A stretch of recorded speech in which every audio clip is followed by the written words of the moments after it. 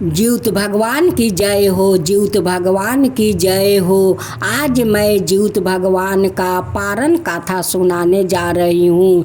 इस पारण गाथा को आप लोग ज़रूर सुनिएगा।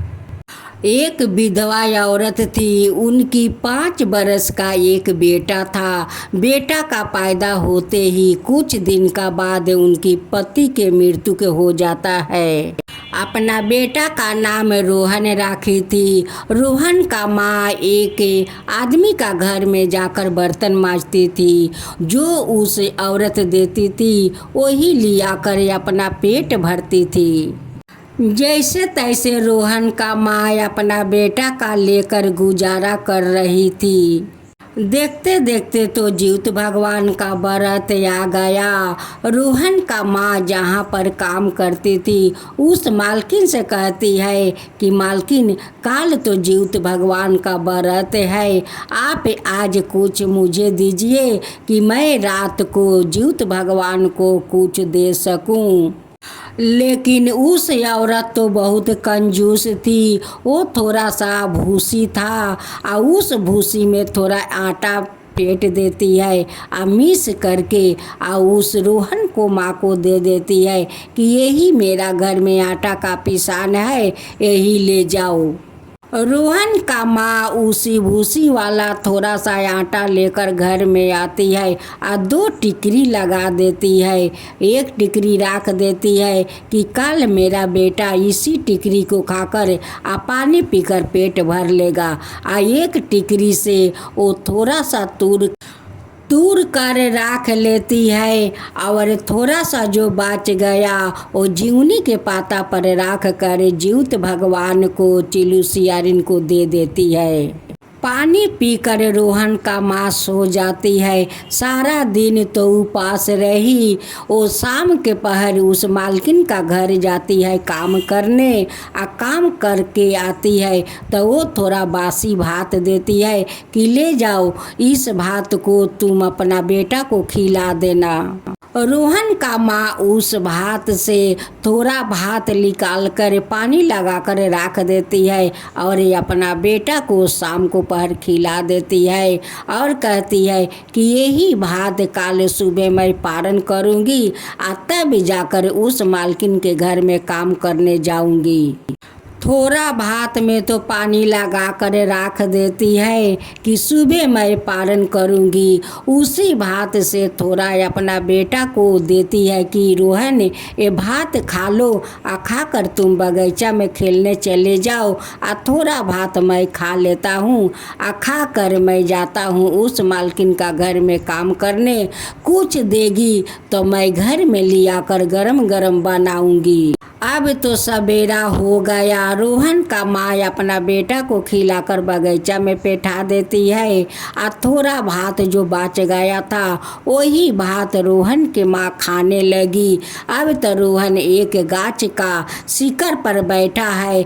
जैसे पहला वो बासी निवाला मुंह में डालती है वैसे तो नाग देवता निकल कर उनकी बेटा को निगलने लगते हैं। जैसे जैसे वो बासी भात को निवाला खा रही थी वैसे वैसे नाग देवता उनकी बेटा को निगल रहा था। उनकी वहाँ पर भात खत्म हो गया।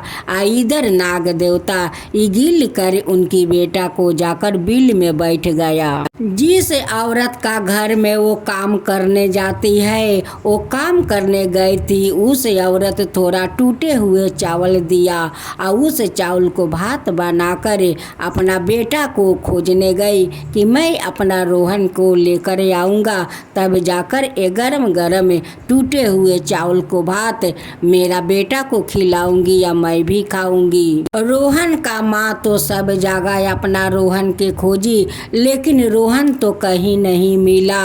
रोहन के माँ एक पागल जैसे हो गई थी। वो रोज उस बगीचा में अपना रोहन को खोजने रोज आती थी लेकिन अपना रोहन को वो आशा नहीं छोड़ी। वो रोज उस बगीचा में आकर अपना रोहन को खोजती थी। देखते देखते तो रोहन का 1 बरस बीत गया ना पाता होना। एक दिन फिर रोहन का माँ उसी बगीचा में आकर और बैठ कर रोती है। रो रा कर फिर अपना घर चली जाती है। फिर ज्योत भगवान का व्रत आ जाता है। सभी औरत लोग ज्योत भगवान का व्रत कर रही थी। रोहन के माँ भी ज्योत भगवान का व्रत कर रही थी। वो भी उपास थी।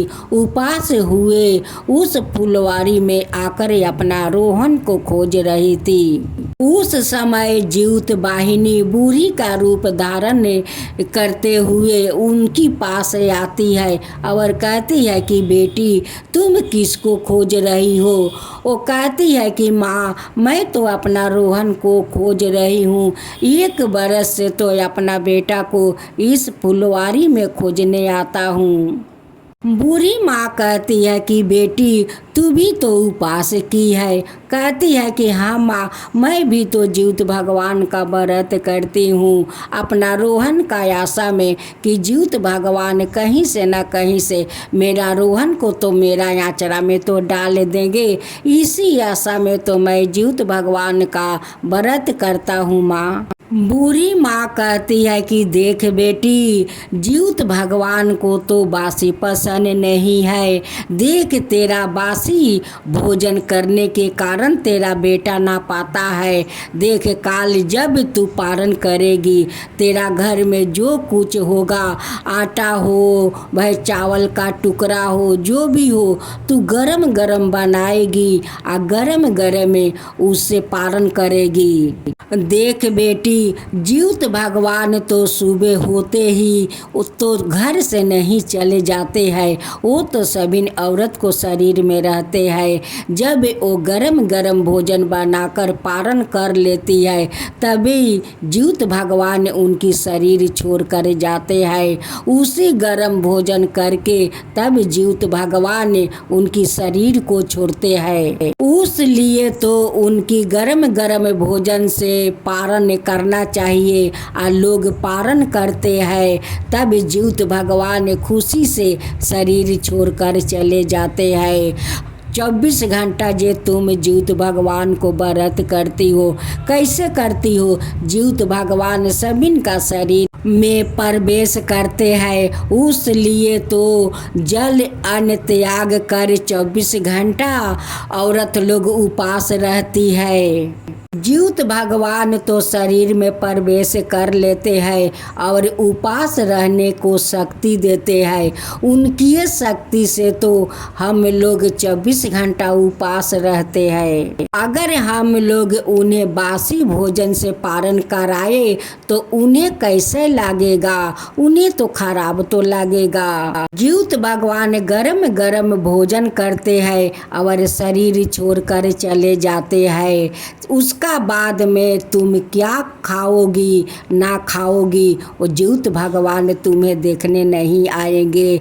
लेकिन पारण के समय ज्योत भगवान सभी को शरीर में प्रवेश रहते हैं। उस लिए उन्हें गर्म भोजन से उन्हें पारण कराया जाता है। ज्योत वाहिनी उस रोहन का माँ का ये सारा बात समझाती है कि बेटी देखो तुम काल पारण करोगी जो तुम्हारा घर में गर्म होगा उसी को बनाकर तुम गरम गरम भोजन करोगी। रोहन का माँ वैसा ही कि उस औरत का घर से थोड़ा चावल का टुकड़ा मिला था। उसी चावल का खुदी को वो नमक लगाकर बनाती है और गरम गरम खाती है। जैसे जैसे वो निवाला खाती है वैसे वैसे नाग देवता बिल से निकल कर उनकी रोहन को गिलते हैं। रोहन को तो नाग देवता तो बाहर निकाल दिया। तब उनकी माँ आती है उसी बगीचा में खोजने के लिए। आई इधर से उस बूढ़ी माई उनकी अंगुरी पकड़ कर जाती है और उधर से रोहन के माँ आती है। अपना रोहन को देख कर भर अखबारी पकड़ कर वो रोने लगती है कि बेटा तू 1 साल से कहाँ था। बेटा तू 1 साल से तू कहाँ था। मैं 1 साल से तुझे खोज रही हूँ, रोज इस बगीचा में खोजने आती हूँ बेटा, तू 1 साल से तू कहाँ था बेटा।